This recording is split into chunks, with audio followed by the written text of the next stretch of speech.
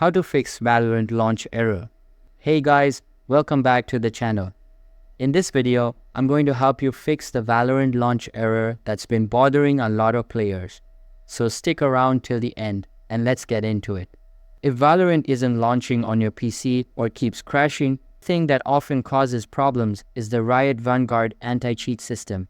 You can go into your services and make sure Vanguard is running.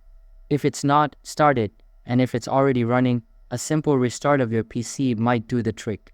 Also, keep in mind that outdated graphics drivers can cause launch issues. So, whether you're using NVIDIA or AMD, open up your graphics software and check for updates. It only takes a minute and can save you a lot of hassle. On top of that, make sure your Windows system is fully updated.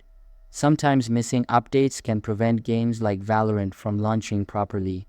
And finally, if nothing works, just uninstall Riot Vanguard from your system.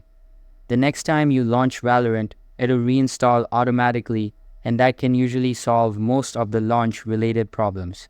That's all for the video. If this helped you out, don't forget to like, subscribe, and stay tuned to Mr. Mutech for more tech fixes and tips. Catch you in the next one.